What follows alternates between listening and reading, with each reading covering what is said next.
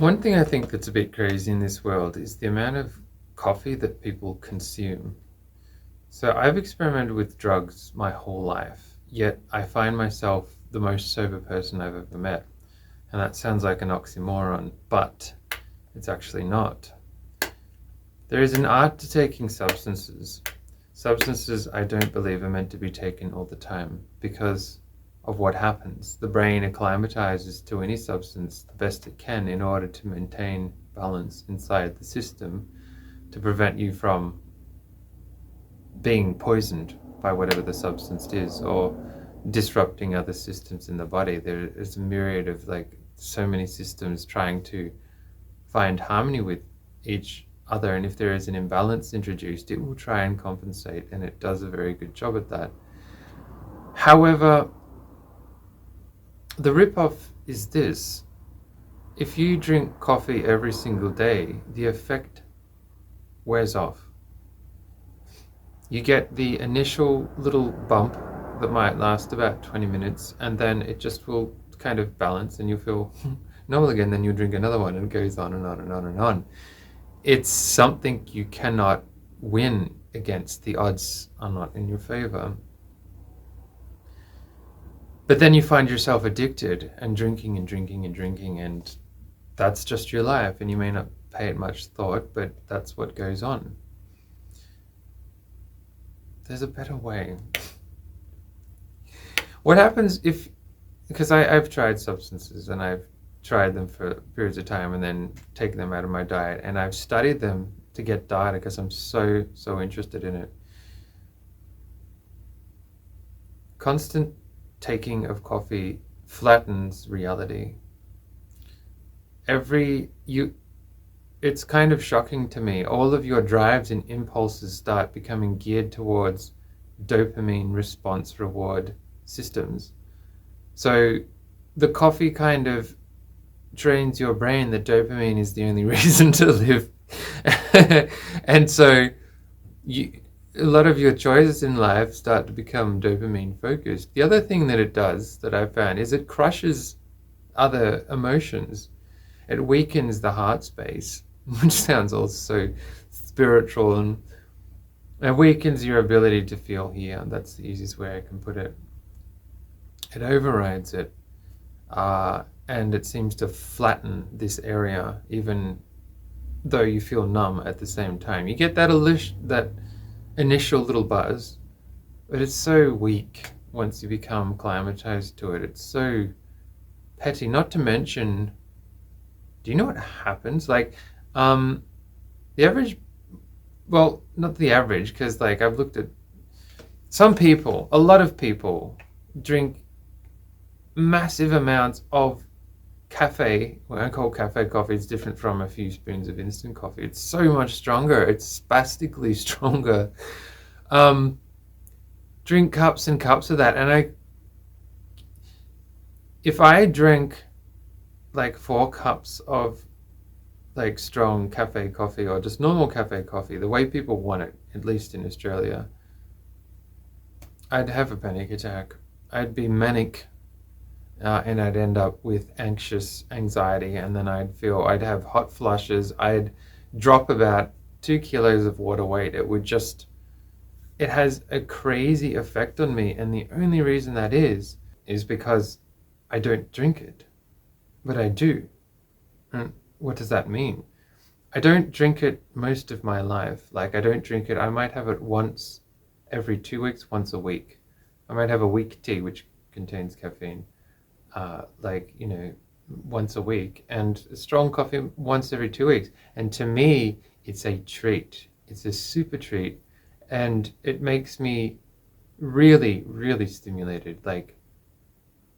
I've had times in my life where I've drunk coffee all the time, and it's a complete rip-off. You feel flat, and you feel these little dopamine spikes, very mild, and they wear off very quickly. And you need to drink it to feel normal as well, to even function. When you are completely sober and you reset all your brain tolerances, and then you introduce a massive imbalance, then you reap the benefits. In this case, coffee. And You can get this, you can get the spiritual experience out of it because it will send you up higher than naturally what you most whenever would find yourself. And then you crash down and go under that baseline, but it recorrects and the withdrawals are very quick. It's like a day and a half or something. And you're back to normal because it's not a recurring stressor, imbalance, I should say. And that's the way to really enjoy it and have control and be in the subtle world, which I keep referring to. The subtle world is a place in which the most subtle emotions exist. They're easily stamped out by stimulation. This whole world is geared towards stimulation, dopamine. This is a dopamine world. It doesn't mean it's the real world. There is a better world out there. There's the world of stillness and sobriety where you can access all emotions in the universe if you're still enough. And it makes life worthwhile. You're not just constantly buzzing in this deadlock response, brain response, where you're frozen and everything, all of your incentives and drives are geared towards dopamine, essentially. That's not where it's at. That's a good way to have life pass you by and not have tasted the real fruits which come. The sober world, whatever happened to it? It's the most prized thing we have. It's the truest version of ourself. And to have that adulterated on a daily basis is not the way forward, I don't believe. I pride myself in being sober, but I am not at all afraid of taking substances premeditated. It's completely different, and only for periods of time in which I don't build up a tolerance, so maybe once or twice in a row, and then nothing. Back to sobriety and what I like to do best, a little fast and a little sobriety makes a world of difference. The subtle emotions, if you've forgotten about them, stop drinking coffee. You'll go through the withdrawal, and if you can even do that, or get that far, or if you want to, if you value this enough, you'll understand, you'll feel something that you may have forgotten, and it's that everything in this world can be stimulating to the brain, but not in a hypermanic dopamine kind of a way. There is feelings that you feel which are an image comes to mind where a nuclear bomb goes off. It's old stock footage, the 60s, 50s and 60s, and the pine trees or whatever trees that are in the blast wave, just it goes through them and it just blasts off. The trunk's still there, but all the leaves and foliage are just blasted off. And that's how I kind of see this constant stimulation.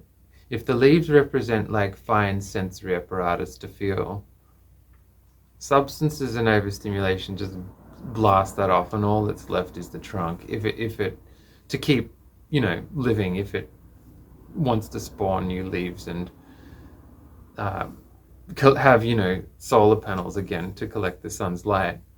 But substances, it's like it blows off that subtle antenna on the end, and it and the result is a flattening of the personality, and all the subtle things that are all hidden from us in this universe are cut off because of it, because our sensory apparatus is just weakened. The ego refuses to feel nothing. It always wants to feel something, and that's why most people stay addicted. But with some foresight, and to understand it's an investment to actually withdraw from any substance, paramount to being your true self, then you'll reap the rewards, and you'll always have the option of really enjoying it when you want it. Special occasion, premeditated. I think it's a way better way to go about this whole conundrum, because it ain't natural for a massive amount of the population to be drugged up multiple times through the day with a substance which is super powerful. It's really, really strong. Yeah. Sober up, then drink coffee from a cafe, and you'll be like, you'll understand what I'm talking about. You'll understand what it's all about.